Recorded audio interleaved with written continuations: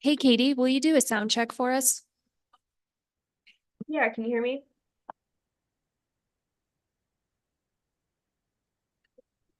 Just a second, we're checking something. Alrighty, just let me know.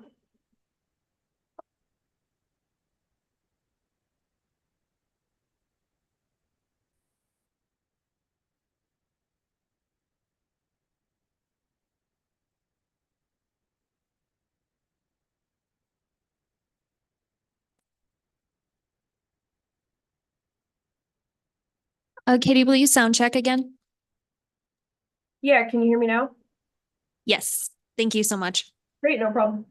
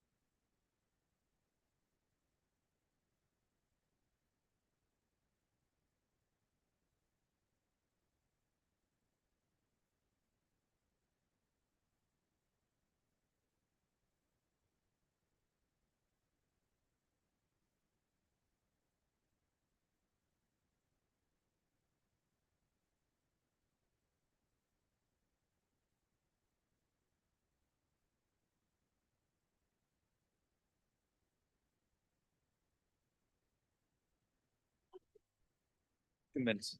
Thank you 2 minutes. Oh. for doing that. I've got.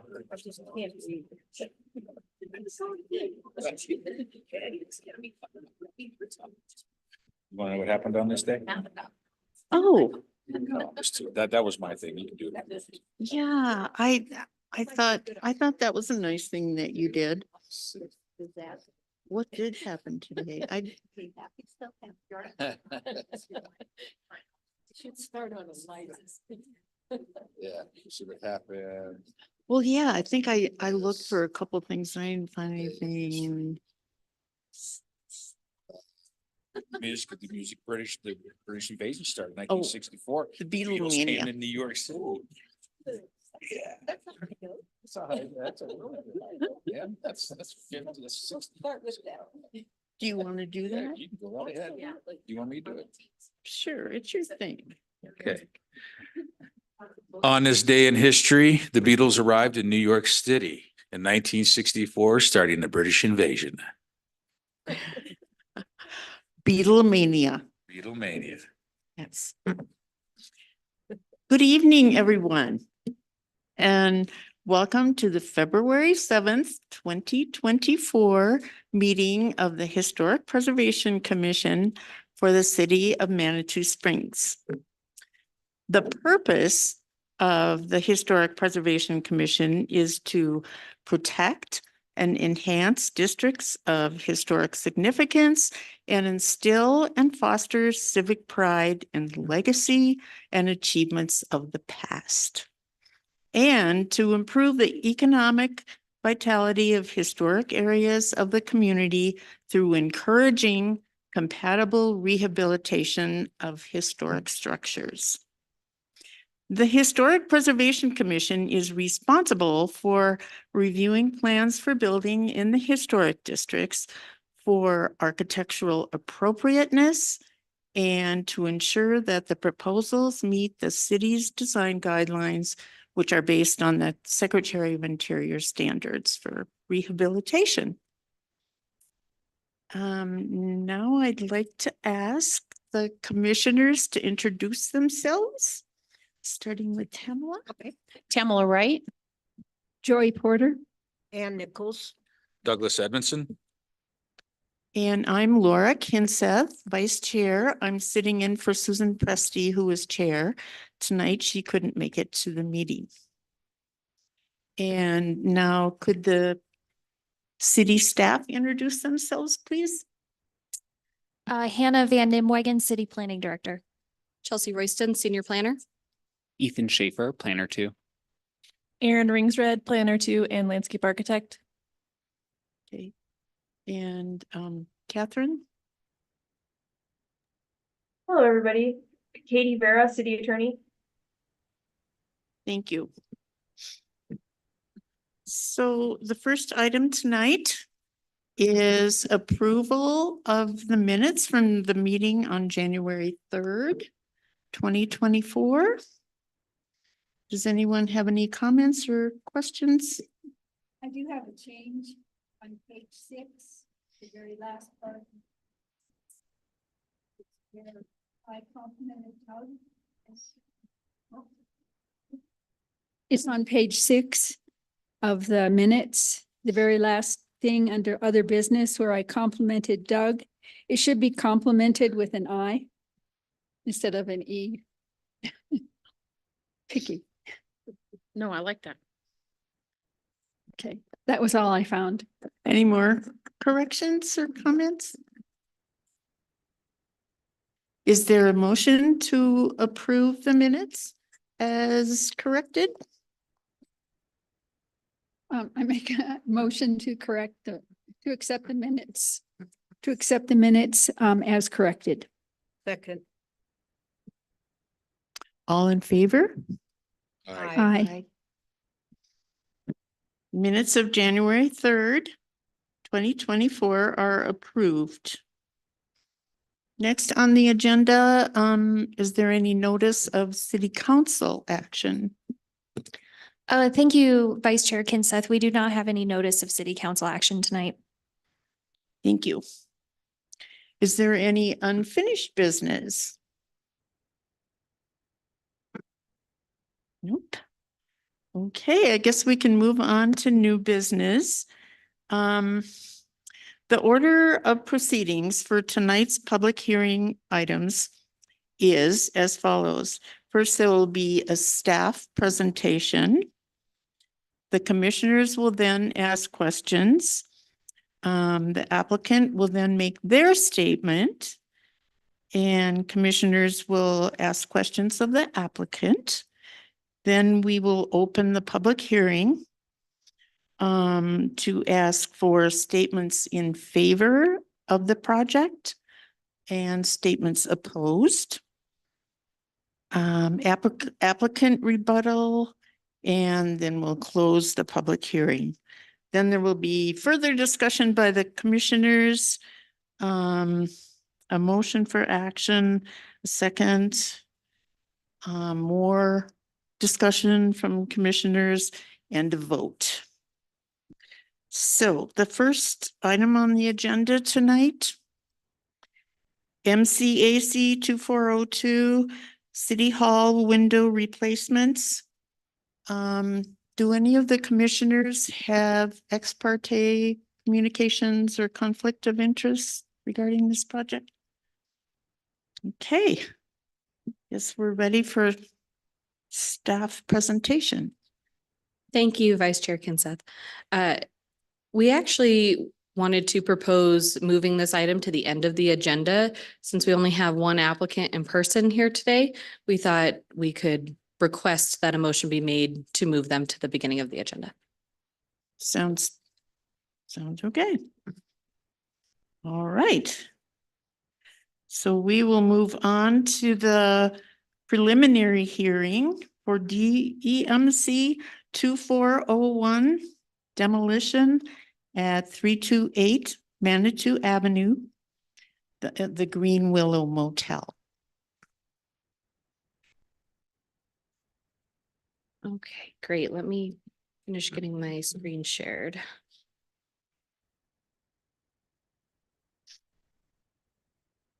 Thank you. For the record, this is Chelsea Royston, Senior Planner. We are here to discuss demolition at 328 Manitou Avenue. This is the preliminary hearing as defined in the code. The applicant is requesting approval of demolition of 12 cabins and the office building at the business that is currently known as the Green Willow Cottages in order to facilitate redevelopment of the site. The property is zoned commercial. Here you can see the location of the property. It is identified as part of the Villas Historic Subdistrict. And a little bit of background on this site. Previous planning staff and the city's attorneys determined that the property is legally withdrawn, which is also known as opted out of the historic district. We do have a letter from Planning Director Dan Folk dated September 12th, 2008. Opting out means that the design guidelines do not apply for future construction, but maintenance and demolition provisions of existing structures do apply. Opting out does not change the district boundaries, which is why you see it still with that orange color on the map on the previous slide. In 2009, the owners pursued redrawing the historic district boundaries so that they could eliminate the requirement that the property comply with the maintenance and demolition provisions. However, ordinance number 1709 was rejected by City Council on October 6th, 2009. Which maintained the property's inclusion in the district, however, did not affect the withdrawn status. So with that background, we have legally determined that the property is opted out of the historic district, and therefore only the maintenance and demolition provisions of the code apply. So just a brief procedural kind of outline. We have several different applications that are going to be reviewed in the course of redeveloping this property. So staff has reviewed application materials for the demolition, the minor development plan, and the waiver of replat. From there, the demolition moves forward to the preliminary hearing, which is what we are all attending right now.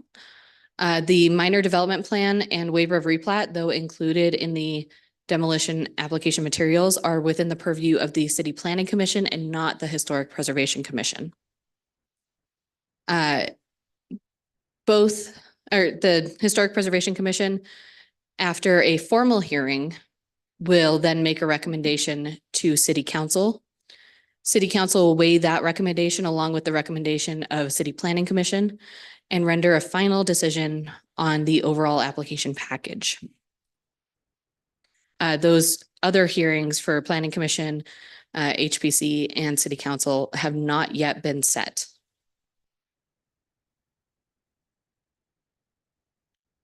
So here is a diagram showing which cottages are proposed for demolition.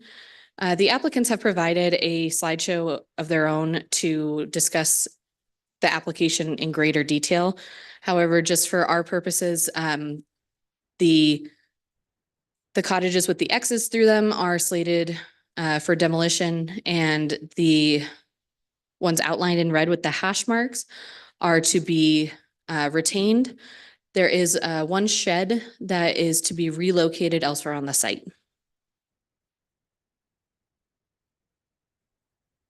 The application materials are pretty extensive as required for a demolition of historic structures. So here you can see the 7 sets of materials that are required. And the little hexagon indicates staff's assessment of whether or not those materials were sufficient. Again, that is just a technical evaluation of whether or not these materials meet the requirements in code. It is not an evaluation of necessarily their content, and that decision and evaluation still lies with the Historic Preservation Commission. So the applicants did provide statements regarding the architectural and historic significance. They did not provide a report on the structural integrity as provided by at least one certified structural engineer. As you can see, my staff report, the applicants did indicate that due to the number of structures that would need to be evaluated, this would cause a financial hardship.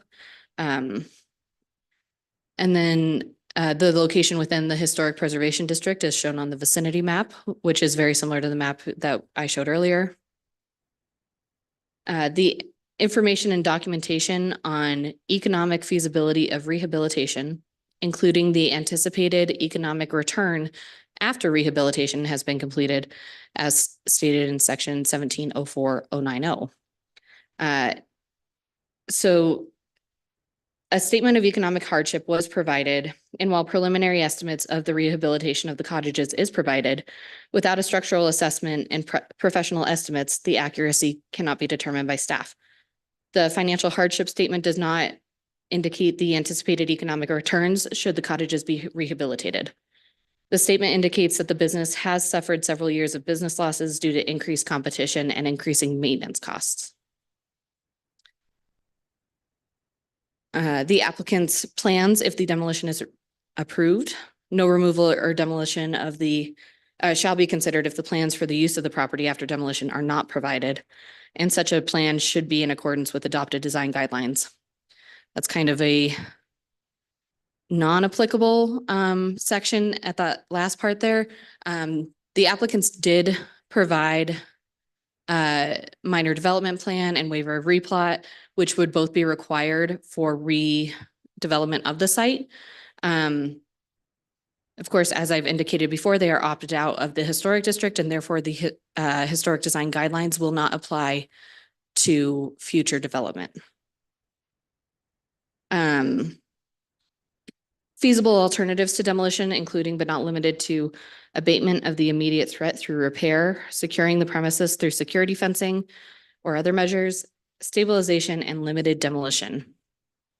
The rehabilitation of the cottages has been explored. However, it's unclear if this prevents a feasible alternative since the floodplain on the site restricts the use of the site to lodging only. The owners have developed a plan to convert the property to use for residential uses in order to establish a more consistent income stream. Securing the premises would not accomplish this goal and would only lead to further economic and physical degradation of the site. And finally, if demolition is approved, proof that the owner has the financial ability demonstrated by appropriate documentary evidence to complete the proposed plans for the property, which has also not been provided. During this preliminary hearing, the Historic Preservation Commission has the authority to require the applicant provide more detailed information for the final hearing. Though, as a reminder, no formal action can be made at tonight's hearing. And therefore, staff's recommendation is that the Historic Preservation Commission act in accordance with section 1704-080C7 and section 1704-080C8, which states that the application for demolition will be placed on the agenda for the next regular meeting after the preliminary hearing. That date would be March 6th, 2024. And this concludes staff's presentation. As I stated before, the applicant does have a presentation prepared to provide more detailed information about the cottages themselves. Okay, thank you. Do the commissioners have any questions for staff? And Chelsea, I'm just going to read you a section of 1704-080, demolition of structures. Sorry, do you mind pulling your microphone a little bit closer to you? Sure, sorry. I'm going to read you a section of the city code on demolition of structures. Okay. And it is 1704-080C5E, which says the applicant's plan, if the demolition is approved, no removal or demolition shall be considered if plans for use of the property after demolition are not provided. Such a plan should be in accordance with any adopted design guidelines, which seems pretty clear and unambiguous, but you all seem to be saying that that's not accurate. Right. It's our interpretation that that section of code didn't consider how it was written in relation to properties that had been withdrawn from the historic district.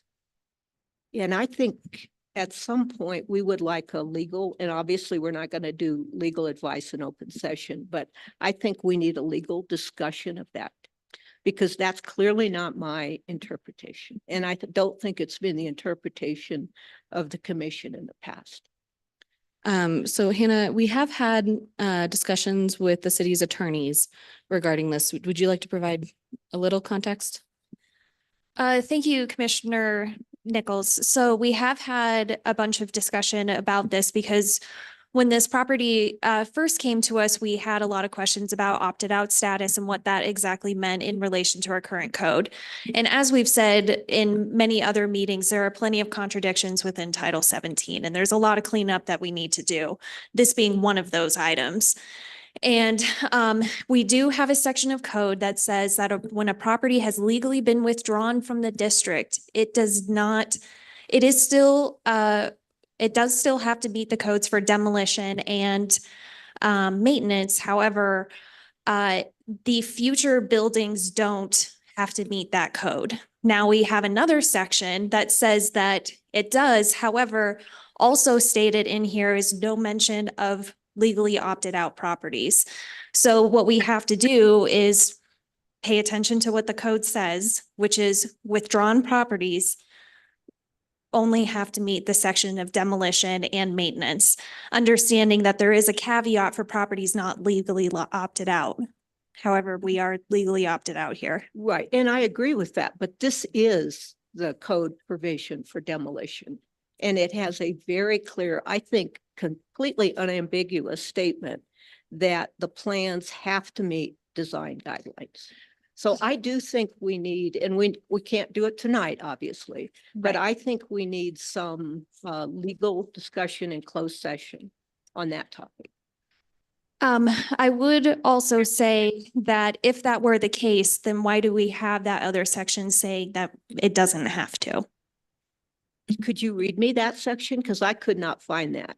The section I found says it meets the provisions for demolition, which is very general, but the provisions for demolition are like 2 pages long and include this provision that I just read. That's correct. However, with the option of having a withdrawal, there has to be a difference between it being opted in and opted out. So if there is a distinction between the two, what is the distinction? If it has to still meet the design The difference guidelines? is they don't go through the MCAC process on changes to the exterior, et cetera, et cetera. I think that's fairly clear. But the code provision says it does not waive the coverage of the maintenance or demolition provisions. And I just read you a demolition provision that says it's the new buildings have to be subject to review by us for design guidelines. So I do think there needs to be discussion. Again, I agree tonight's not the place. You don't give legal advice in open session. We're in open session, but I think that has to occur. Yeah, Hannah, I don't think there's an issue with us setting an executive session for the next meeting to review this.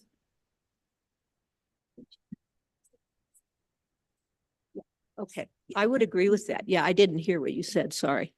We'll put it on the next agenda. Good.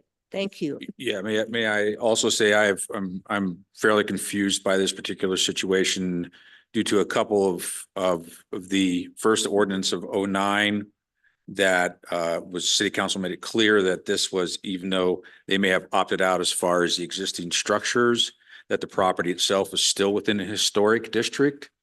So if the resource is moved and it's redeveloped, then my interpretation would be that redevelopment would fall under the HPC's umbrella of guidelines and construction and our guidelines that dictate what that should look like. But also I have a question of transfer of ownership of property at some point in time and what that does for the opting out I think it's just way too ambiguous for us to make a decision on this evening. You know, I mean, I have feelings about the historic nature of the building itself. I mean, it's very, that old hotel has some pretty deep roots just from not when it was there, it actually came from somewhere else. But I would like to see this also go to executive session. I have way too many questions on this. Could I address part of your questions? So staff has verified continuous ownership of the property. And further, you'll see that some of the applicants are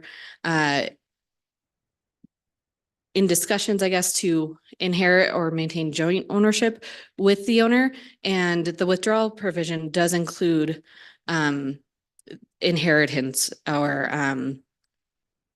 from family members or other legal heirs. Sorry, that sounded weird, but so staff has verified that ownership has not changed since the time that this has been opted out, and therefore is not opted back into the historic district.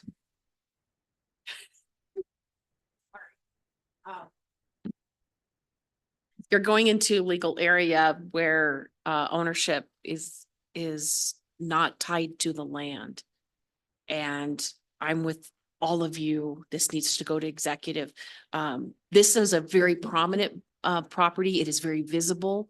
All eyes in Manitou are going to be on what we do in this. This is very, very important. I understand if it's something off back on Becker's Lane, but every person drives by that every day that lives. So I'm with you guys. This has got to go through. There is some splitting hairs. I still don't understand how they were able to opt out when I'm still lost on that one. Can you clarify that for me really quickly? Yes. Because normally that isn't even an option after a certain time period. Right. So when the property, when the historic district was, the boundaries were redrawn, and at that time, the owners, who are still the owners today, opted out, as was their legal right. And it's written into code. Absolutely. And so having maintained continuous ownership throughout this time, they are still considered to be legally opted out. I get it. Okay. And I do understand what you're saying about not wanting staff to make legal interpretations. However, property ownership is well within the purview of planning staff. Okay. That is part of our professional expertise. And I would also maybe get some guidance from Katie, Vera, just on which aspects of this can be discussed in executive session, because we do still need to comply with Colorado open meetings law and making this information publicly available. Yeah, so I think if there's specific questions, the commission can get those to us. And we can prepare something via a memorandum, and then also an executive session discussion at the next meeting if that's appropriate. And if questions aren't answered by any advice, we can give you via written correspondence.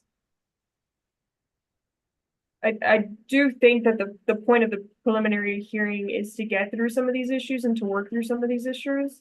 So I don't know if there was maybe a suggestion that this should be continued, but I think that there's no issue with continuing with the preliminary hearing tonight.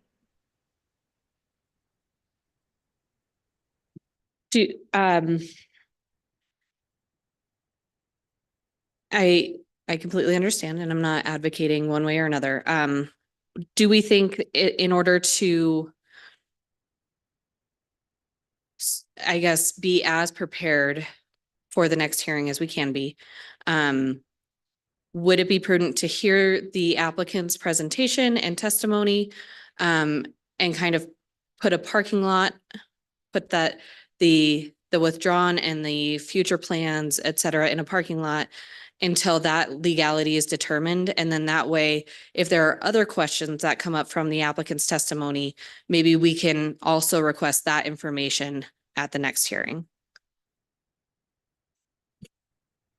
Yeah, I mean, I very much have additional questions about some of the information that hasn't been provided that you've kind of highlighted in red on your report. So I think it's imperative that we go forward.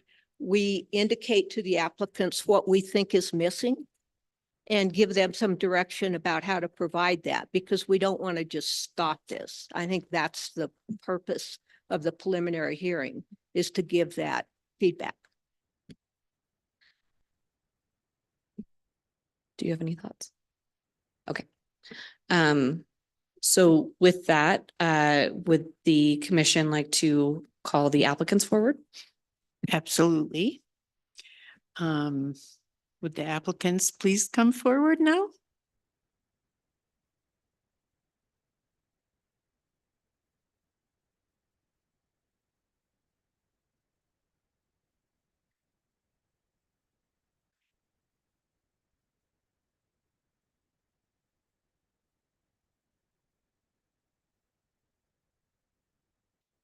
And could you please give your full name and address for us? Do you see the button at Okay. the bottom there in the front? It's not motion. There you go. activated. Good evening, folks. Thank you very much for this opportunity. We've been working on this project for some time, and we're excited to move forward to this point to be able to at least provide a preliminary presentation. My name is Greg Harris. My sister's Evelyn Wagner. We represent the family. We are at the Green Willow Motel at 328 Manitou Avenue. I actually reside in Virginia. Evelyn resides in Colorado Springs. My mother, Beverly Harris, has a place on 29 Crystal Park Road. She winters in Laughlin because of the snow and ice here. So we're here representing. We have representatives. I'll let you all introduce yourselves, please. Yeah, good evening. I'm Chris Lieber with NES. And could we please have your address as well? Yes, so our offices are located in Colorado Springs at 619 North Cascade, just north of downtown. Thank you. Good evening, I'm Kim Johnson, and I am also with NES at 619 North Cascade Avenue in Colorado Springs. I'm Lindsay Samuelson. I'm a development consultant with Fifth Generation Enterprises on Hot Springs Court in Mountain Shadows. So folks, there's two parts to this. As the family representing here, I'd like to provide some opening information, and then I'll hand it over to Chris to provide the requested information on our application. If I can, the picture over on your right is a picture of the Green Willow Motel. I'd like to kind of set the scenario real quickly for you to help you understand what we're trying to do. Put yourself in the middle of the property, kind of looking down to the creek, and we've got customers there. Young lady steps out from the door and calls down to the kids at the creek. Hey kids, it's dinner time. Come on up from the creek. We have kitchenettes, so they can do kitchen or meals there. Kids come running up. As they walk by one of the other porches, they wave, "Hi, Mr. and Mrs. Stetson. Good to see you." They wave back. Up in the back of the property, there's another couple sitting out there staring at Pikes Peak, watching the sunset. Gorgeous setting. Down near the front by the creek, we've got two other couples that just came out, and they're sitting down there. Fire going in the fireplace. They're cooking on the grills. The reason I bring that scenario up is it's one of the joys of our property. Our family's been able to provide that to countless visitors to the Pikes Peak region. Since our grandparents bought the property in 1952 and our parents took over from them point in time. But that's what we are trying to continue to provide for other folks here in the Manitou Springs area. Unfortunately, our motel business has changed dramatically, especially over the last 10 years. The increased visitation to the area has increased the competition. The large mega motels have moved into the area. 2 Days Inn, Equality Inn, the Magnusons, and just most recently, the Holiday Inn Express. The combination of those is well over 400 to 500 rooms. They have international advertising, international reservation systems. We have 14 motel units competing with, we have a family website for reservations. So the difficulty in competing with them is one of the big issues that we have. Evelyn and I have tried over the last several years to maintain the business. However, unfortunately, 2016 to 2021, we experienced extensive losses. Two parts to that. One is we're summer motels that we have no insulation and poor heating, so we're only open 6 months. The others are open year round. It's hard to compete with that. Our income has not matched the increased price of staff, supplies, maintenance. And the other big issue for us is the extensive repairs that are required for buildings that are 100+ years old. I understand the outside, they look gorgeous. However, you will see a couple of them. They've started to tip in different areas. Tree roots and all have started to move the exterior of the buildings. The hardest part that you don't see is the interior. The joists that support these buildings were put on cement blocks on the corners. Unfortunately, over the years, the weathering for those, the joists that hold the buildings up have rotted. The interior floor joists have rotted. We have done some repair, but it seems like it continues every single year of the amount of effort that goes into that. If we wanted to try to rehabilitate and redo those, the first part would be going in and needing to raise the building and do the flooring all over again. The second part of that is, unfortunately, with decades of settling, because the floor joists have actually rotted, the buildings have settled, the utilities, sewer, water, and gas, the pressure of the building has continued to push down on those. I would be extremely concerned of just redoing the floor joists. I believe we would have to completely redo the utilities underneath the building simultaneously to provide a safe environment. So although the exterior still looks nice, except for probably the inch of paint that's accumulated over decades, the interior is where our big concerns are. Because of the extensive costs of trying to maintain that and 5 years of loss, Evelyn and I decided that we were going to shut the motel down on a permanent basis. We just don't have the finances to keep putting money into something that we continue to lose money on. It's not a fair business proposal for us to continue to do that. In terms of refurbishment, even at the height of the usage of the cottages when they were operating well, we continue to see a loss. The costs that, in my estimation, based on other repairs that we've done and hired contractors for, just to do the flooring would be approximately $300,000. I don't have estimates on the utilities, but I suspect it might be close to the same thing. To take on a $600,000 loan to fix all this up for 14 cottages to compete with 400 and have seen 5 years of loss, again, does not seem like a good business proposal. So since the motel is closed, we would like to continue the tradition that I talked about at the beginning of the meeting and provide future residents with that same opportunity.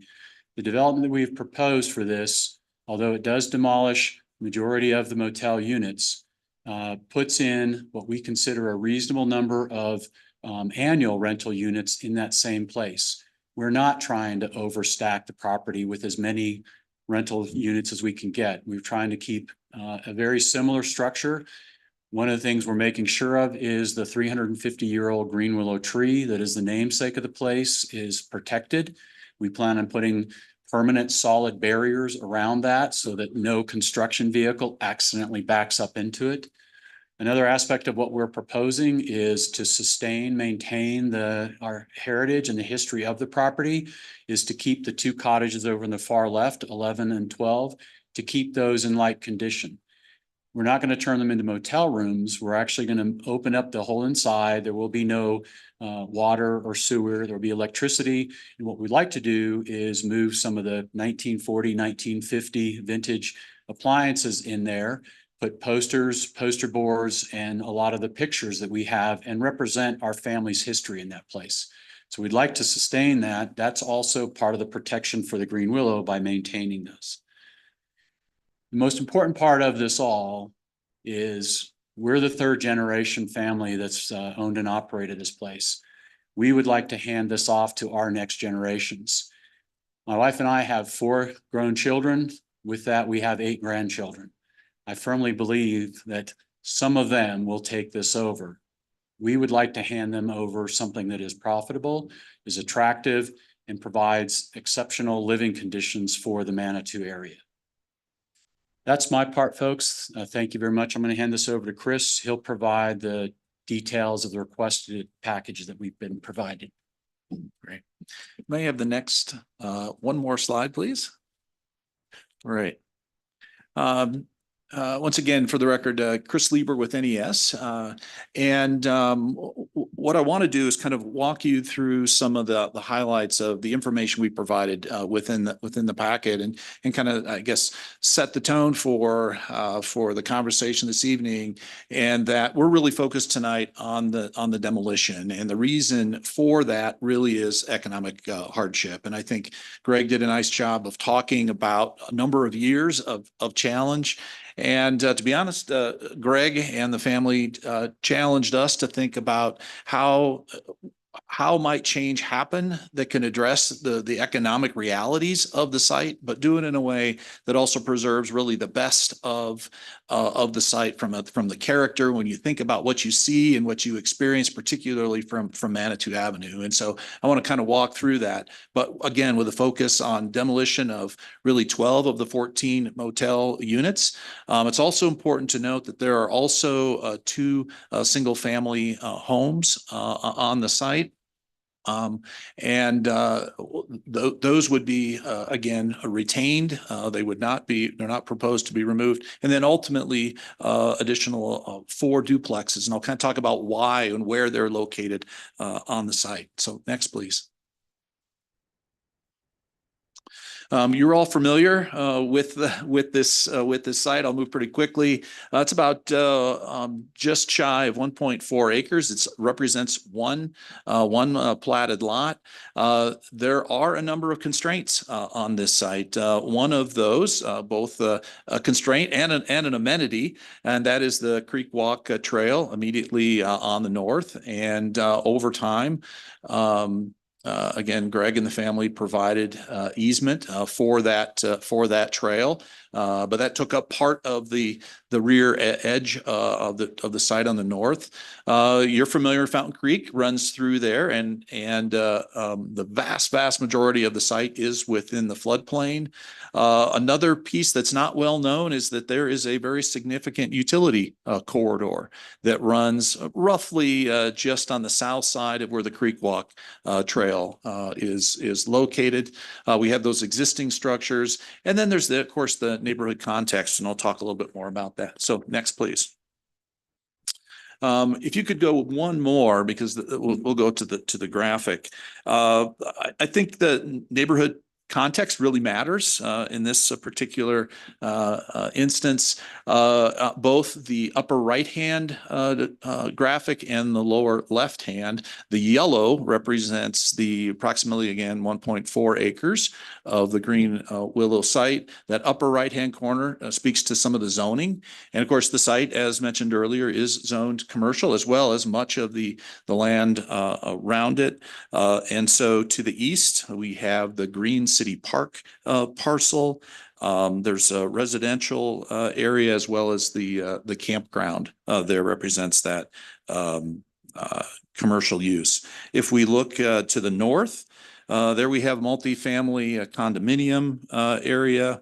And of course, that is also zoned commercial. When we look to the west, we also have multifamily condos, and that is actually zoned high density residential. And then you go to the south, and we have warehouse uses, office apartments, but that also is zoned both a combination of residential and commercial. From a transportation perspective, obviously we have pedestrian access on the north, but there's one single access to the property, and that's across the bridge, across Fountain Creek. There's no proposal to make any changes to that. So again, that frontage would remain as it exists today. The other interesting aspect to the site is that it sits lower than Manitou Avenue. And so those views, as you know, particularly into that front portion of the site, are really what most people, I think, experience and have in their mind when they think about kind of the quality of the site. So next, please. I mentioned the floodplain, and as many as you know, we have many properties in Manitou that are impacted by the floodplain. And why this matters is because it puts significant restrictions on the types of uses where buildings can occur. The dark blue represents the floodway, and in that floodway, there are no structures allowed. In the lighter blue, that's the floodplain. What's important here is when we talk about residential use, we can't have any living spaces within the elevation of the flood. You have to be at least 1 foot above that, and so that's why you see the type of development you do, for instance, just to the west. But again, those are all restrictions, and why that matters. It has been suggested that maybe the motel units could be turned into or reestablished as residential units. The problem with that kind of approach is that it is within the floodplain, and they are well within that high water level. So there's no habitable space allowed within there. So next, please. Want to talk a little bit about the Villas sub-district. So we spent a fair amount of time looking specifically at the historic survey plan, and it is our clear understanding as well, both in talking through staff and in looking at code, that that new construction, that there is no material change of appearance certificate required for new construction. And I know that was part of your conversation earlier tonight. Obviously, it would be helpful if your interpretation legally is different. Boy, we need to know and understand that. But we do understand that demolition does indeed require a material change of appearance certificate, and that while we're looking for a recommendation, we understand tonight is a preliminary hearing. We're looking just for your feedback, quite honestly, would be very helpful. But we know there's also city council action ahead of us. But this is what we really gained by looking at, again, the historic survey plan. First of all, we understand this was the site of a former estate. When we think about and within the plan, the primary features of the Villa sub-district, what comes to mind are places like the Briarhurst, Rockledge, Craftwood. Those are really the defining pieces of architecture and the defining spaces within that district.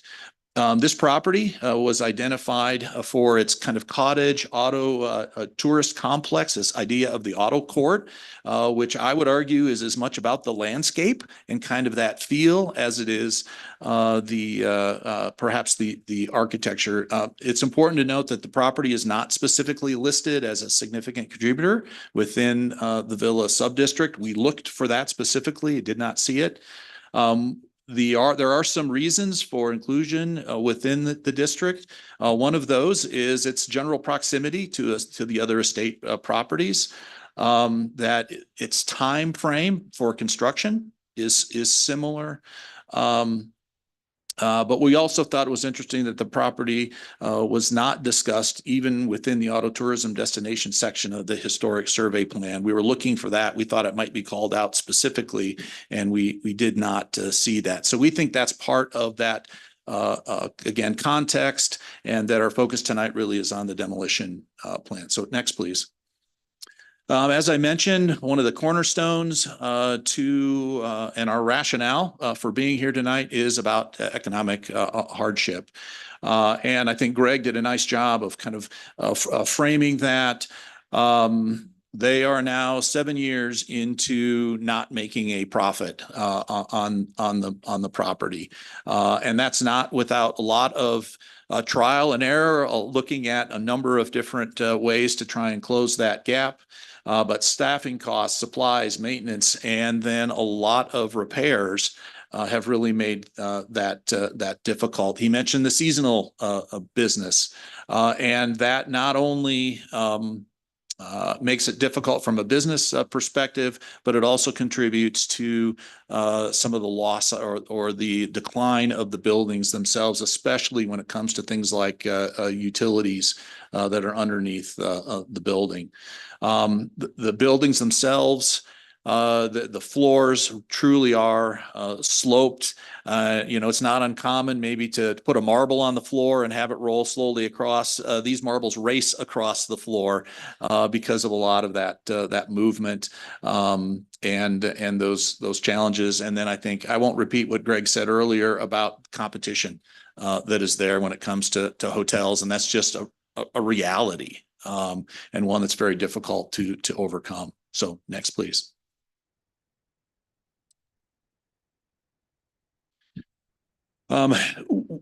We had looked at, and Greg has looked at pretty extensively, what are some alternative potential uses for the hotel units. And quite frankly, because they are seasonal, and again, it's not possible to push them to a residential use. That would be maybe the logical transition. That's made it very difficult. The other important piece, again, is when you think about the floodplain, those limitations, and then all of the utilities really limits what can be done on the site overall. We believe that economic hardship exceeds the historic and or cultural values of the resource, but yet how do we think of change? How do we think of bringing something economically viable that still, again, protects what we think is the most important piece?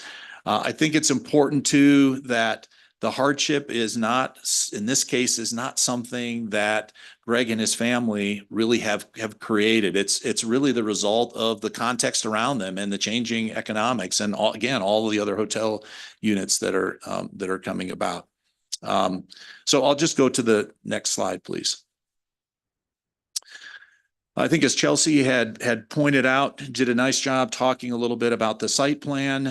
One of the things I think that's critical and important here is that the kind of prominent buildings that are in the front towards Manitou Avenue are proposed to remain. Those are those kind of heavy red outlined buildings.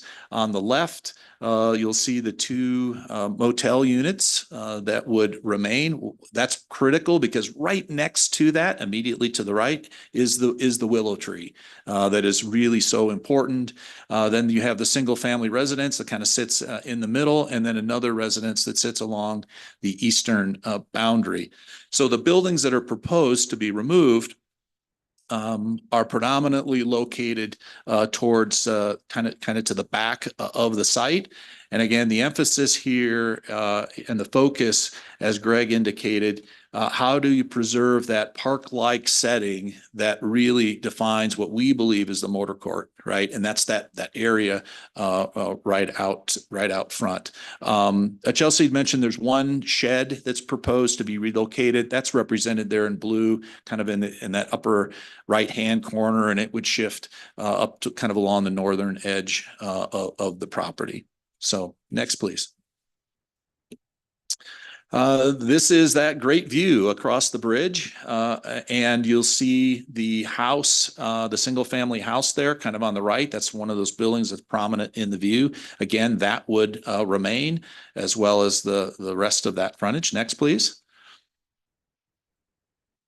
We're going to do just kind of a series of photos. I'll move quickly here, but again, these are those important views from Manitou Avenue. That again, park-like a space, the kind of the picnic areas, the seating areas, all of that again would remain as it is today. Next. Another great shot here. You can see a little bit of Fountain Creek. And what also is important on the right-hand side, that's where the Green Willow is located, as well as the two cottage units. Oh, left-hand side. I'm sorry. I don't. You're right. My left. Left-hand side, you'll see the large Green Willow, and then the hotel units that would indeed remain. And if you look through there, kind of through the trees, again, you see the single family home and that motor court space would also remain. So we believe that even with this change in response to the economic times, that this quality would be protected, and that's important to the family. Next, please. Just a little bit closer look here. These are the two existing residents that I mentioned would remain. The one on the left is the one in the center of the site. The one on the right is the easternmost edge of the site. Next, please. These are the units that are located kind of towards the back. These are very specifically part of that demolition application. These are also the units that have a lot of the significant structural issues, plumbing issues, and so on and so forth. Next, please. The building on the upper left is the kind of like an old bathhouse. I think it gets used for some storage now today, but that would be one that would be removed. And then the building there on the lower right-hand side, which is located at the very kind of back of the property, also proposed to be removed or demolished. Next, please. These are also, again, I'm kind of working my way through those 12 units. And just off to the left, you can see a little bit of the units that would remain. Next, please. This is right by the big green willow. And so what you see here would be part of what would be kept and again would remain. And they're the closest to Manitou Avenue. Next. Again, just quick shots of that frontage. No changes proposed in these areas. Next, please. Another great shot. Again, I think the family believes this is what makes this really special. Next. Right. So here we have combined the drawing. So the buildings that are identified in red are the ones to be removed. You'll see 4 squares that are kind of gray, covered in a gray tone. That's where the 4 multifamily duplexes are proposed to be located, kind of taking the footprint of the motel units to be demolished, again, trying to push those towards the back. The bridge in front, again, remains. The motor court and that circulation pattern out front remains. The gravel access, again, and that parking would remain as is. There are some advantages from an emergency access and turnaround that we've looked at. That's one of the pluses. Greg mentioned that units 11 and 12. This idea of converting those specifically to kind of like a clubhouse for the space. And there's an advantage to taking the utilities that are in there out and stop, to no longer kind of fight that fight against really Mother Nature, and but keep that as part of the legacy, but repurpose it in a way that makes sense for future residents that would live there. Again, single family residences would remain. The proposal does include, of course, those 4 duplexes. And I want to point out one of the big differences between what's there today and what would be proposed. As I mentioned, that floodplain issue, the lower level would be essentially non-living space. It would be for garage space, not surprising. There are other examples of that. And then living quarters above that. So that's how the floodplain issue would be addressed. But I think most importantly, we continue to focus on those outdoor spaces. All the views of Pikes Peak and Fountain Creek are important. And I think there's some opportunities to actually improve the boundary with more decorative perimeter fence, and probably less important, but important, and to retain access for the Creek Walk Trail that runs across the back of the site. So next, please. We did have a chance to also take a quick look at Plan Manitou and see, well, how might this proposal overall align? I think there are a number of different points. We narrowed those down to really three. One of those is about balancing preservation of historic and cultural resources with the need to modernize and improve building conditions, energy efficiency, and encourage adaptive use. That's really what we're trying to do here. Number two, encourage a diverse range of housing types.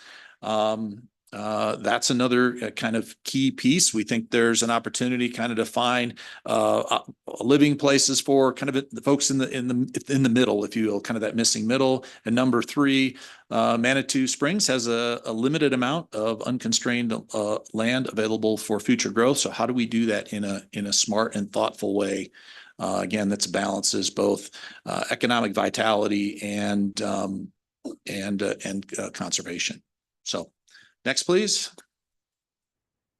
With that, I think our entire team is here to answer any questions that you might have of us, and we're really looking forward to your feedback, your thoughts. Again, we understand this is a preliminary hearing. Your feedback gives us a chance to be able to respond when we come back at a later date. So thank you. Thank you. And questions from the commissioners? More, I guess, of a comment. I think I understand everything you're saying, and I think you have a right to make that case, but you have to make that case. And I think the code is really specific on what kind of information needs to be provided to make, in effect, an argument that it's not economically feasible to rehabilitate these historic structures. And what I would suggest, I mean, I've done as part of the Historic Preservation Commission, one that's absolutely on point, and that's the old Cottonwood Motel.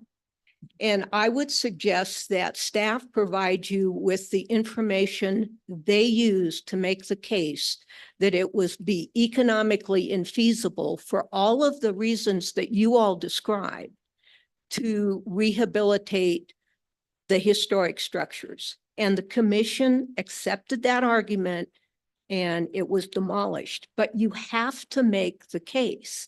And there were reams of numbers, and you can't just say it's economically infeasible. You have to actually make that case. So that would be my direction, my suggestion to you all, is that you look at a past instance that came in front of the HPC for demolition.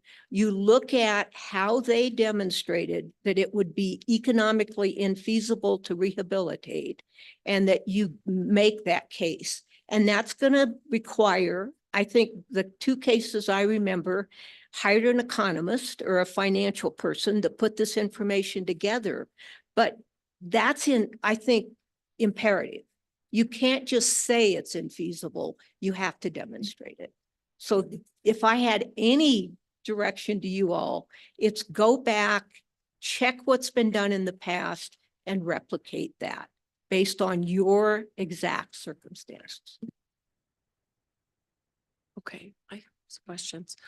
So this is going to be short-term rentals, or is this going to be long-term? The intention would be annual rentals. Annual? Yes, long-term. Okay. That Instead of just wasn't seasonal, like summertime, couple nights at a time, the intent would be long-term rentals. long-term rentals. Okay, so no longer in the motel even context. Correct. We've Okay. shut the business down. We no longer, we have no intention of opening the motel as a motel business any longer. I We understand. cannot. I was involved in the Elkhorn Lodge in Estes Park. And you don't hear about the Elkhorn very much because it wasn't insulated. So they could only be open during the summer. And I bring it up because its other cousin was insulated year round. And it's known as the Stanley Hotel. Which one do you remember? So that's one of the very problems that are adorable motel that I would rather stay here than the flagship motels any day, but that I'm a history geek. So obviously, But so I understand your economic hardship very, very, very, very well. And the family lineage. My family has been in Manitou 3 generations, 5 to Colorado. And so I have a piece of my heart connected to this hotel too. Your park-like setting, when you start removing all those trees, you can save the willow, but it's going to take so much away. I'm also the tree hugger of the group and always fight for the trees. And we had to remove some for the library, I understand.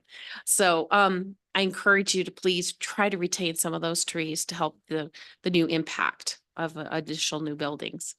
So just my own little comment. So one part on that, I would like to answer that. Recognize that to move forward with this, we would have to remove some of the mature trees. I understand. We've already started Ooh. plant. But go ahead. We've already started planting evergreen and deciduous trees and bushes. We want to start encouraging that growth. We have cottonwoods out near the front also.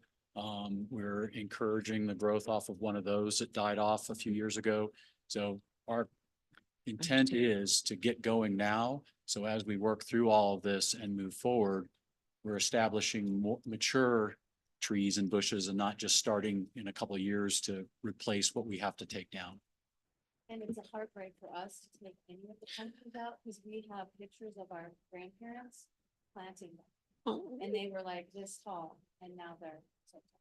So it wasn't taken into lightly when we worked with land planners. That was a very. And probably got the trees from your great grandfather. Yeah. Have that back there. Yeah. The buildings would be at the back of the property. But we can't get around that restriction, right? So we have a piece of property here that's very unique and offers something to the community. But because of the government and the situation that we're in, we are up against, we've already tied our hands 5 times over. So that's why we're kind of appealing to your, to you guys in the sense of like, we just can't do this. We have the floodplain and we have the utilities in the back and we have come up with, this has been in the works for like 5 years. How do we do something that contributes to the community? Because we do not want to be the Lafon. We don't want to have El Paso County come in and, say that we are condemned.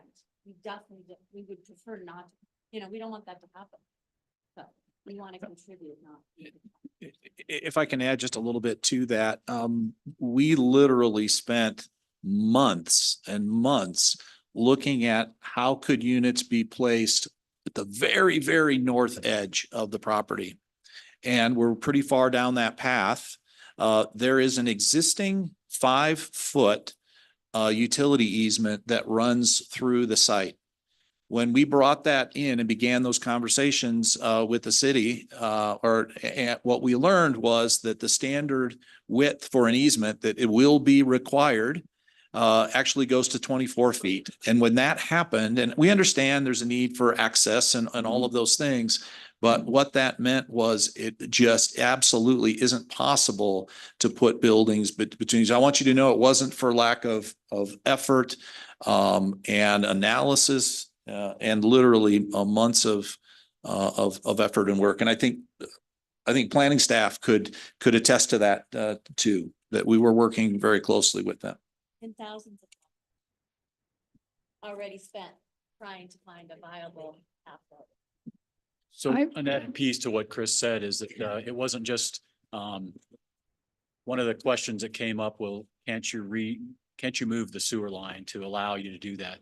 It's a major trunk. It's a 2-foot line going through there. And so even after that being requested of us, that was not possible. Like Chris said, I think we tried as many different ways as we could to have the least amount of impact.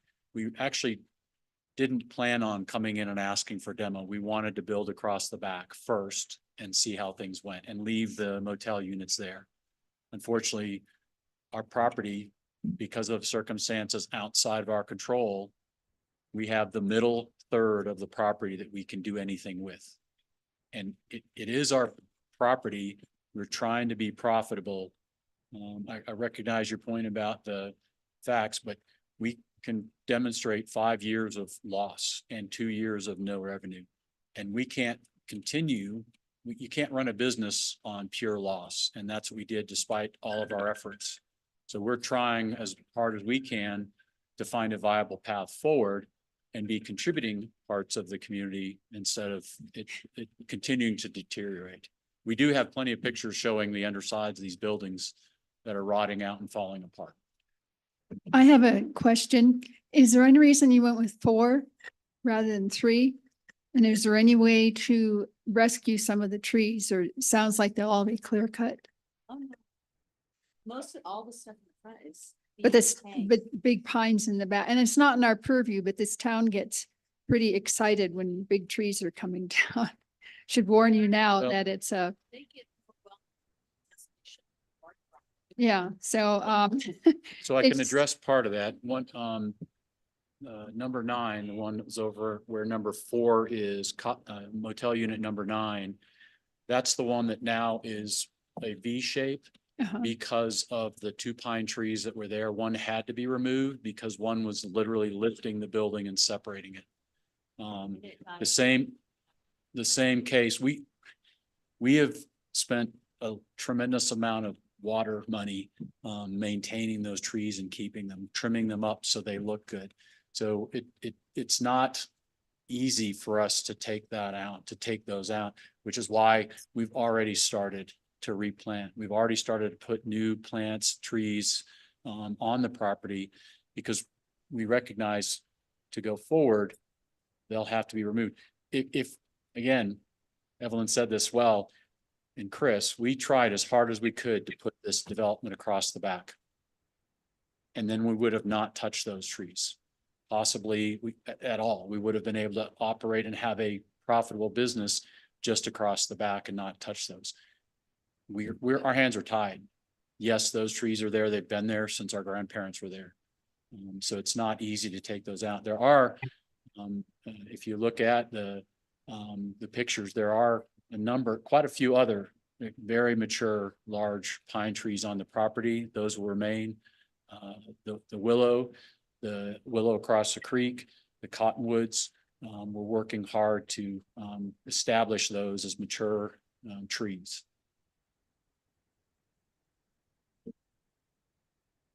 Any more questions from commissioners? Sure, I just heard somebody say they spent thousands of dollars, and as a contractor, I know what it takes to generate these types of drawings and conceptuals, and how come none of that money was spent on any sort of engineering study? That's part of the demolition requirements. I think to respond to that, that was part of the, we have, and there's an engineer that's part of the process. That's from a civil perspective that was evaluating the location of the sewer, the location of all of the other utilities that are down there, evaluating the floodplain. I mean, all of those pieces. And keep in mind that initial effort did not include demolition of the buildings. That was Not asking that question. I'm asking you why one of the engineers didn't look at the buildings themselves, like is required in the demolition process. Okay, specifically, the engineers on the units were requesting to have demolished. Okay, Is that- so is that your where is question? their, I'm where sorry, I is just want to their, clarify, is that- where is their report? No, I'm sorry. I wanted to clarify your question. You're Yeah. asking, because we had a civil engineer working with us.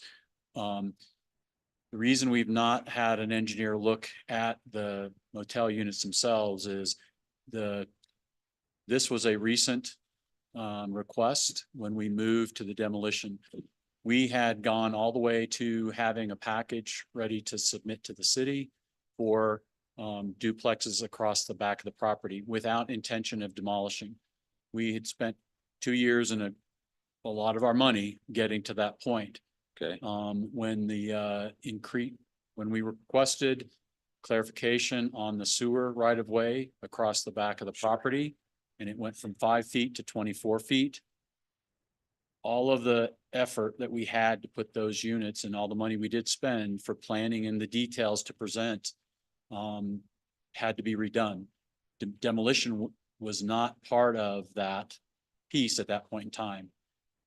Yes, we've now changed the plans to do demolition, and we wanted to do the preliminary hearing to get an idea of Folks, we've been at this for 2 years and we still don't know if the large amount of money, I'm sorry, it's around $70,000 that we've spent out of our pockets to try to do this, whether we're going to be able to do it or not.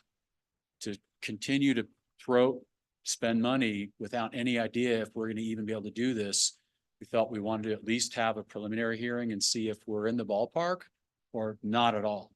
If we're not at all, then we've got to take a different path. Can I piggyback on that too and just confirm that an order is in for a request for a proposal from a highly reputable structural engineer in town to give us a number, an idea on how much it's going to cost just to come look, because we know an engineer is not going to come just look. So we've got a request in and we should leave that proposal any day. Because once we pivoted sort of at this last minute from the back to the front, we realized we've got a new package with a lot of new information to add. So yes, that request is in. Well, I'm sorry you had to go through that. Anybody that would have been working for you should have known that a structural report should have been the first thing you should have done. Right. But with that said, since we're not sticking to complete purview things, what is your price point on your rentals? So like, best example I can give for you that in detail, I'm sorry, is I've been monitoring the Manitou Springs rental market for about 2.5 years now to get an idea of what's possible in the area.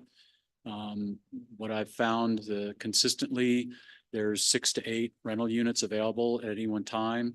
Generally, 75% of those are 600 to 800 square foot places, renting anywhere from $800 to $1,000. Once in a while, or maybe 1 or 2 of those might be a home, and usually those are full-size homes, 3-4 bedroom places. Those are up in the $3,500 to $3,500 range. So what we're trying to do is, and I know the Manitou report just came out, which actually really surprised me, that about 74% of all occupants in Manitou are single or 2 people. 45% is 1 person. So I think the 2 and 3 bedroom places we are looking at putting in there provide a nice venue for the majority of the occupants in Manitou based on the records. So my estimation is in the $2,000 to $2,500 range, which is comparative to, again, 2.5 years of watching the Manitou market and trying to find that sweet spot. They are going to be brand new. Chris was explaining, but one of the most important attributes of what I'm trying to put up there are rooftop decks. That my mother's place on Clarksley or Crystal Park Road, those places all have rooftop decks. There is a stunning view from there. I would really like to take advantage of that. My parents' bedroom window looked at Pikes Peak. I would like to provide that. So we're hoping that by putting quality, reasonable sized places with that rooftop deck, a view of the peak, it gives us a little higher price point that we might be able to make a little more so we can pay off this is a huge risk on our part. This is not an easy endeavor to try to do this. So there is a huge, even with approval, this is going to be a huge risk for us. So trying to find as nice a place as we can provide at a reasonable price is what we hope to do. So did that answer? Yeah, kind of. And how many family members live on site and manage the property? No family members live on site right now to try to pay our bills. The 2 homes that are on there now, we've had for rent. One of them has been rented since we shut the motel down. The other one is seeing about 50% occupancy. Okay. Okay.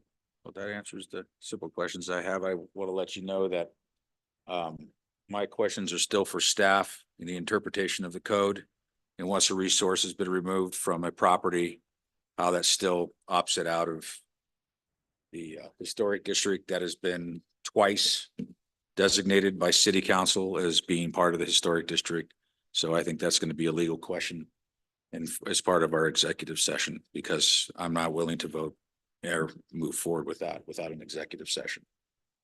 So I would like to ask, as that goes forward, if we could get a record of, so we have an idea of the path forward. If you have some questions or requests, we'll work through the staff, but if we can be provided those, we may be able to provide, we have extensive records since we've been there the whole time. We have the history of how we ended up at this point. So we might be able to provide information through the staff to you that might help you guys understand how the details of how things occurred to get to where we are. Well, I understand that. My questions are strictly about the interpretation of the code, the ordinances and the guidelines. That's where my questions lie.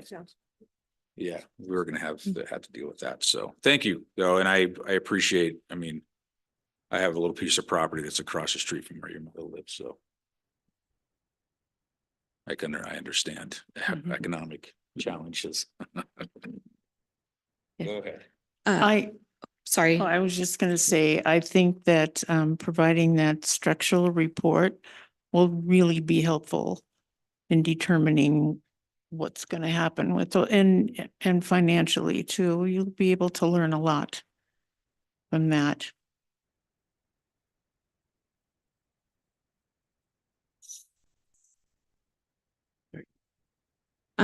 Just as a point of clarification for staff, so it was requested that we have an executive session on the March 6th agenda.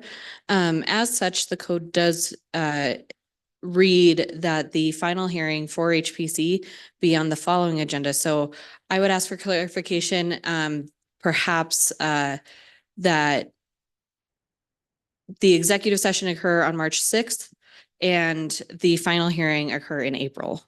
Is that acceptable to HPC and the applicants? I think that makes a lot of sense. Obviously, the other element that we're going to have to see is the provision of the detailed information that demonstrates economic infeasibility. And that's probably going to take, that's 2 months. So I would guess that can be done in that time period. But again, I think it's going to be real instructive to see what's been done in the past that's been successful.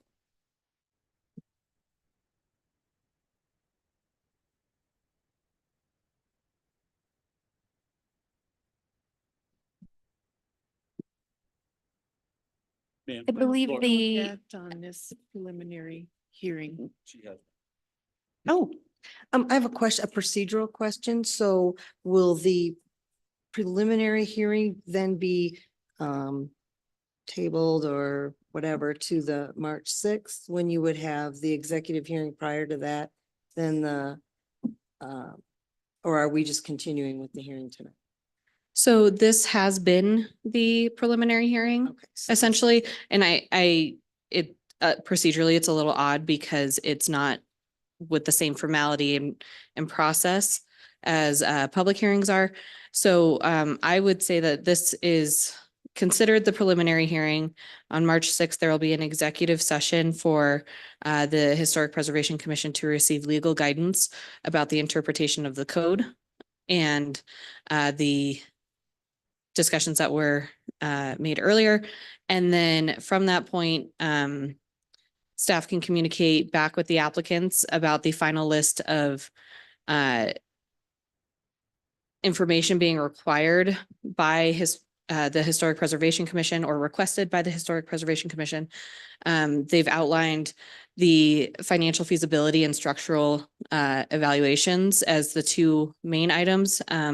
If I'm forgetting anything, please chime in. But if there's anything else that comes up as a result of that executive session, staff will reach out to you and let you know. And then the HPC final hearing will be April, what's the hearing date?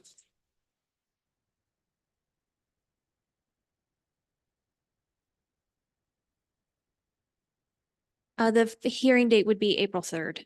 Okay, so April 3rd. And then that is when the Historic Preservation Commission would make a recommendation to City Council. And City Council would still have final purview over this application.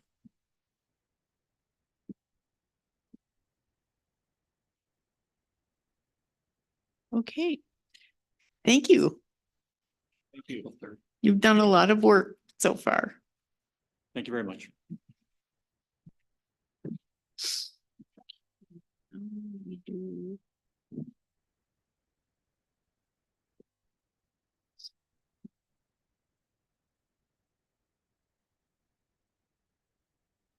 Okay.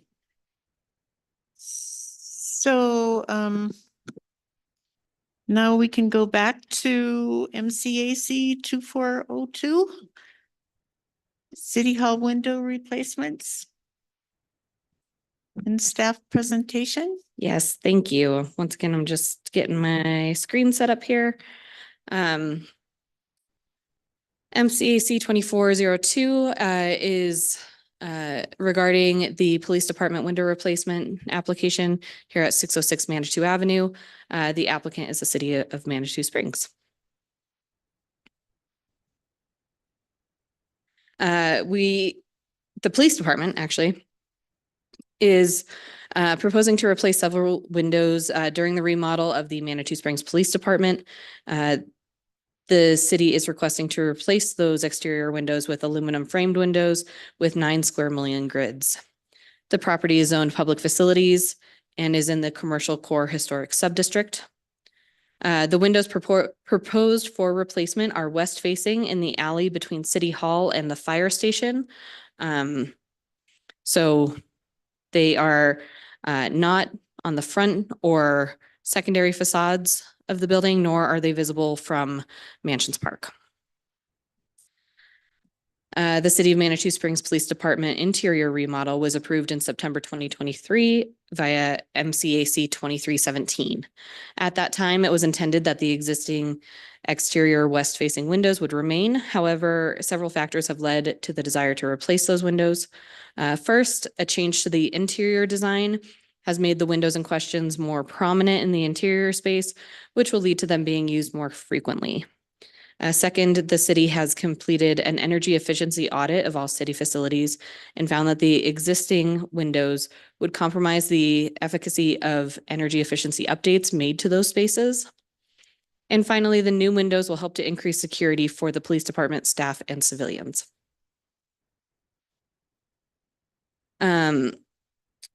Just as an aside, I did forget to describe that the proposed windows are actually awning opening, meaning that they're hinged at the top and would crank outwards at the bottom.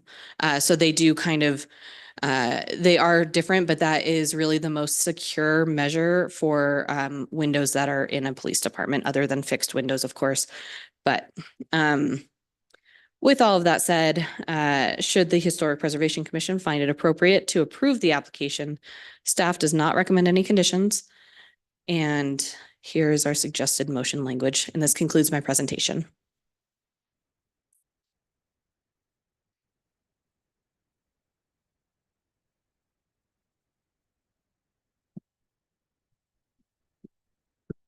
I'm sorry, but I don't know what's the process when we don't We have can the ask. applicant.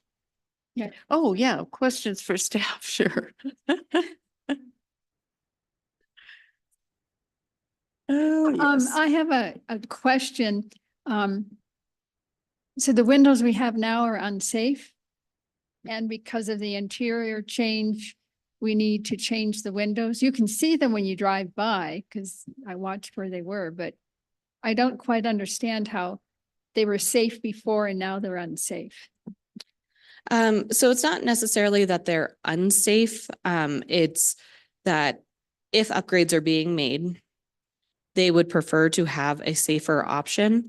The way that the awning windows open, they don't open as far as sliding or casement windows. And so it's harder really to get a body in and out of them. Oh, So thank you. Don't want to picture that. well, a person in and out of Yeah. them, not, so glad we have that on recording. Great. But that's my understanding, is that it's a more limited opening, and it provides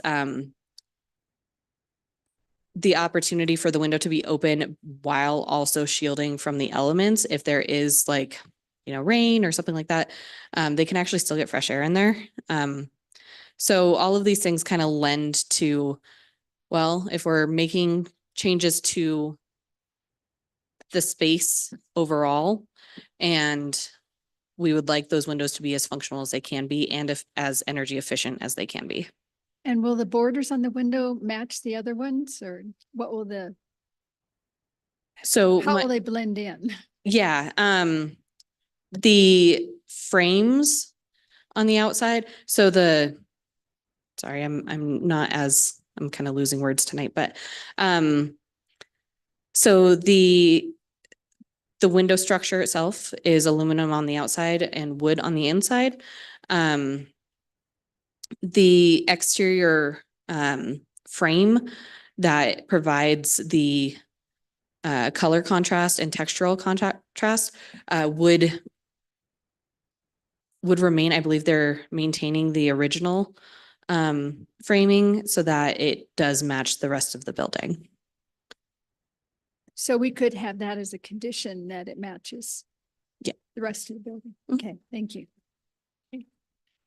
And are the windows that are being replaced, the original historic windows? It's a little murky, actually. That part of the building isn't as historic as other parts of the building, is my understanding. And Doug may have some context, it looks like. So those were part of the structure, but all the windows and the glass in it have been replaced. None of it was the original blown glass. And they were probably from the 1940s, the way they were built. So I would say, I mean, as far as their age, sure, they're historic, but if they're being replaced with safer windows that are more functional and are divided, you know, we've seen our way to doing that before, particularly in residential areas.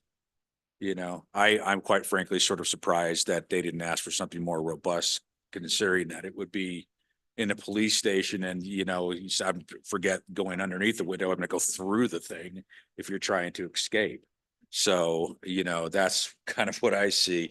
Surprised they don't have bars on it or some sort of security measures. I quite think they frankly. have tremendous faith in their other design elements on the interior that will enhance their holding cells and Sure. other improvements to the station. So. Yeah. Well, you know, people can be very enthusiastic. I can say that. So. Okay, that answers my question. It sounds like a reasonable plan then. For security reasons, definitely. Great. Okay. Yes, Yes. it's actually right up on the screen behind you.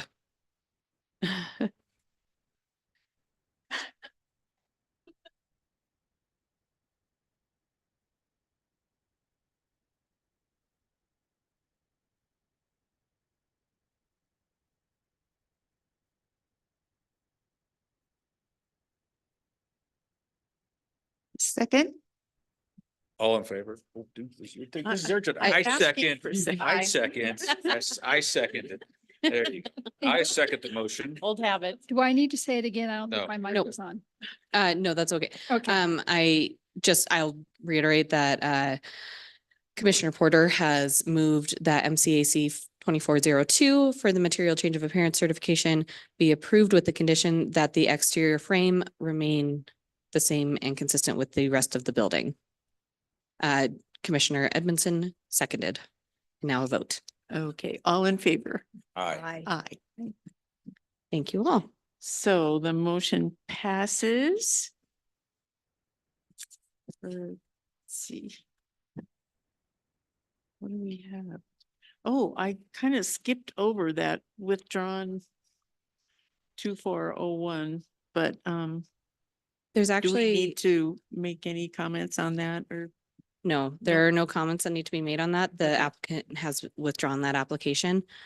I would ask if I could take a brief recess. I'm gonna go grab our planning director. I know she has an update for us. Thank you. That sounds ominous.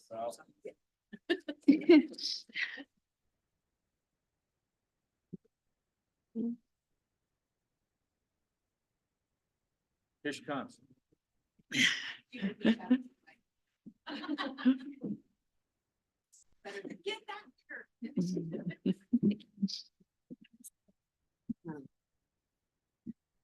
So Vice Chair Kinseth was just about to ask for staff updates, I believe. Oh, yes, thank you. I apologize. I just wanted to clarify their next steps with them before they left. So we do have a couple of announcements. The first one is regarding myself. So I have put in my notice, and this is actually my last Historic Preservation Commission meeting. I just want to say it's been a pleasure to work with you all. This has definitely been I'm going to get a little teary-eyed, but this has definitely been a growth opportunity, and I've learned so much. And I really appreciate the guidance and support this commission has given us. We are a new department, and there's been a learning curve. So I appreciate everything this board has given us. Thank you. Sorely missed. And we have a second update, and that is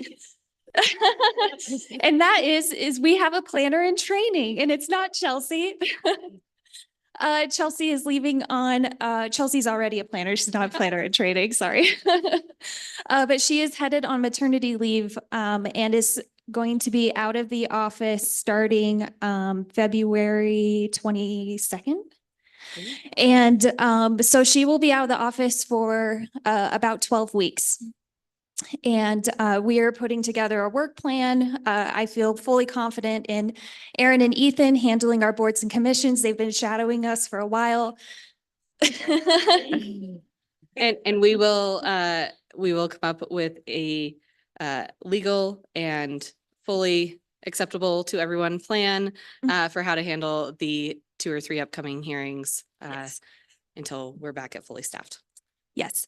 But for the time, or my last day will be March 1st, but if you have any questions or concerns, please feel free to reach out. I'm still here until then.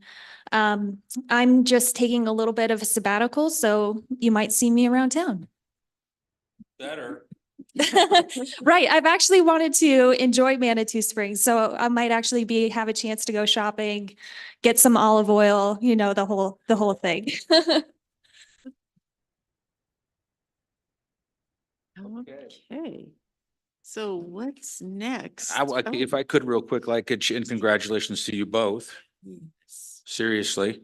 Is there any reason why the application for Ducal Avenue was withdrawn? Was there an explanation, or they just withdrew it? They had some unexpected repairs pop up, and so they're postponing their application until a later date. Okay, thank you very much. Yeah, they seem to be doing some interior work. I was Yeah. walking past there the other. Yeah, Yeah, that was a beautiful Victorian. That's all I can say. yeah. All right, so. Do we have any old business? No old business. No old business? Well, can we adjourn? Do we have a motion? Do we need a motion to adjourn? That's like pirates.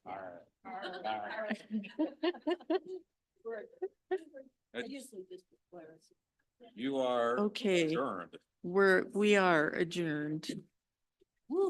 Thanks, everyone. So it's just gonna be you two, huh?